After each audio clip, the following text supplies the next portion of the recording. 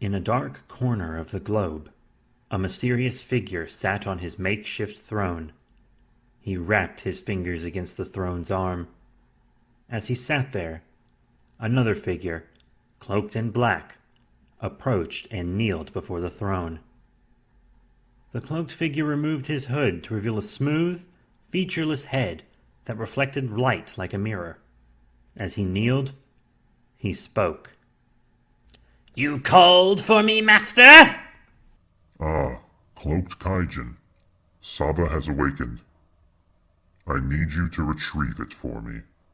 "Yes, my master. Soon the Saba Saber will be in your arsenal." "I do not intend to use it as a weapon, but as a compass. I can sense artifacts when they awaken, but the Saba Saber can sense the dormant artifacts. Whoever possesses Saba will be able to get these relics before anyone else even knows they exist." "I see, my master. I will fetch the saber for you, so that you may make this world yours." In another part of the world, Dan Kujo, aka Toku King, and Saba had recently made camp in the World Forest. Saba was examining the Toku changer that was attached to Toku King's wrist. "You have very interesting powers indeed. Very interesting." "Really? I didn't make the Toku changer, so I'm not really an expert when it comes to the technical side." "The Toku changer, as you call it, seems to be able to tap into many power sources at once. It really should not be possible." "Why not?" "Well, it should be much more energy than any device can handle. You are powered by the morphing grid, specium, and other energy sources that I can't even identify." Before Dan could respond, a strange mist appeared before them, and out of that strange mist stepped the cloaked Kaijin. "What?" "Be careful, Dan!" "Greetings, Toku King. I am the cloaked Kaijin. What do you want?" "I have come for the Saba Saber." "What do you want with him?" "He must want me to find other artifacts and weapons for him." "Hand over the saber, human." "Saba is a living being. I don't make him stay with me, and I certainly won't make him go with you." "You'll regret that philosophy." Dan brought his arm up and spun the Toku changer on his wrist. "Toku change!" Suddenly, Dan Kujo was once again covered in gold light before transforming into the Red Ronin, Toku King.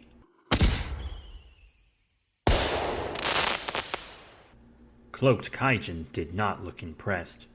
The dark creature removed a small, humanoid-looking doll from under his cloak. The small toy bore a strong resemblance to the robot known as Dark Clops Zero. But what could a toy of the deadly machine accomplish? Saba knew. He recognized the doll right away. "Oh dear! A spark doll!" "A what?" Cloaked Kaijin gripped the Dark Clops Zero spark doll tightly as a purple energy enveloped him. "What immense power!" Cloaked Kaijin began to approach Toku King. In response to this, Saba flew into Toku King's hand. When Cloaked Kaijin was in range, Toku King swung at him with the saber, but the Kaijin blocked the attack with ease. "What?" "The spark doll increased his power immensely. Just look!" Then Toku King noticed that silver armor plating was appearing across the Kaijin's upper body. "What kind of power is this?" "This is the power of Dark Clops Zero, a power a human like you will never understand." Cloaked Kaijin swatted Toku King into a tree before punching our hero straight through it. Toku King quickly got back onto his feet and extended Saba's blade. He swung the saber at the Kaijin, who in turn blocked it with his new armor yet again. Cloaked Kaijin brought the back of his palms up to his forehead and fired a powerful laser from it. The blast barely missed Toku King, but it was still powerful enough to knock the hero back, freeing Saba from his grip. Before they could recover, Cloaked Kaijin snatched Saba up off of the ground. "This was even easier than I thought. Your red friend is too inexperienced, and you are too weak to defend yourself, Saber. I beg to differ. At that moment, Saba shot red beams from his eyes that struck Cloaked Kaijin directly in the face. Gah! Toku King didn't miss his chance. Saba was back in his hands before the saber even had a chance to touch the ground. Nice move, Saba. Thank you, Dan. Let's finish this. You think you can defeat this power? Let's do it. Toku Rush!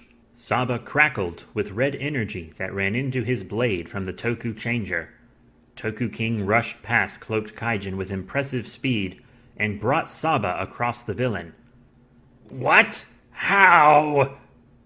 The force of their strike was so strong that the Darklop Zero's spark doll flew away from the Kaijin and landed in the leaves below. The armor that had covered Cloaked Kaijin swiftly faded away. Impossible! How could an amateur like you defeat me? I will return, Toku King! Another mysterious cloud of mist surrounded Cloaked Kaijin, and he disappeared as quickly as he arrived. Toku King pressed a button on the top of his Toku changer, which released his transformation, returning him to his civilian form. Great work, old chap! Couldn't have sent him running without your help, Saba. Just then, Dan noticed the spark doll that Cloaked Kaijin had left behind. Huh? What's this? Dan and Saba looked over the strange figure. Cloaked Kaijin must have dropped the spark doll after your Toku finish. What is this thing, anyways? I recognize the robot Darklop Zero now that I see it up close. A Dark Ultra once used them in an invasion attempt. Well, you see, this spark doll was once a real Darklop Zero. What? How is that possible? Towards the end of the Henshin Boom, a battle between two great giants caused many heroes and villains to be transformed into spark dolls. These dolls were scattered across the planet. A sufficient energy source could restore them, or they could be used as weapons like we just saw. How have I never heard about this? Well, the majority of the fight happened in space, and nearly everyone who witnessed it was turned into a spark doll themselves. That seems like something that might be of use to me. I'll have to look into it. Cloaked Kaijin returned to his master's domain. He bowed before the dark being. I am sorry, Master. I failed you. So, the Darklop Zero's spark doll was not enough to defeat him. No matter. He can travel across the world forest, gathering all the artifacts he wants. But he will change nothing. His kind never have. The dark figure stood and walked over to a series of shelves that contained many strange objects. He lingered there for a moment before plucking another spark doll from his collection. This one resembled the monster Red King, but something was different about it. The shadowy being ran his fingers across the doll as Cloaked Kaijin watched in awe. The next time you face Toku King, you will have all the power you need.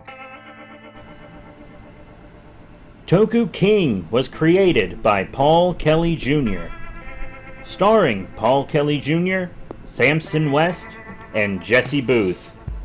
Edited by Paul Kelly Jr. Written by Paul Kelly Jr. Executive producer, Chris Winter. Music by Letterbox. Special thanks to Ian McNeil, Cameron Goen, Eddie Chang, and all our donors and listeners. Please follow the links in the podcast description to donate and support the show.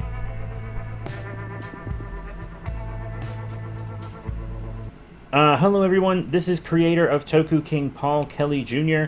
I just wanted to give a little announcement. Sorry it took so long for episode 2. We got real busy with our regular lives, and then the coronavirus happened, and our editor is an essential worker. So what happened was, Jesse, our editor, just didn't have the time, and I'm not very good at audio editing. So we're going to start doing the show more like an audiobook instead of an audio drama, as you clearly heard today. I think there was one sound effect in today's episode. And I might start adding more music, but today I just wanted to test the waters a little bit. So the episodes will have less sound effects now, but hopefully more music is what I'm trying to shoot for. Because that's what was really holding the show back, was that we couldn't get the sound effects all put in there properly. Because once again, I'm not very good at that. And our guy who is an essential worker and is being worked with extreme overtime, etc. So just to make it easier on them and to get more content to you, it's been just reformatted a little bit. The scripts haven't changed at all. But the sound will. So thank you all very much for understanding. We will be getting several episodes out to you in the future. We already have all the way through episode 8 recorded for season 1. 8 out of 10 for season 1. So that's it. Thank you all very much for your support, and tune in for the next episode.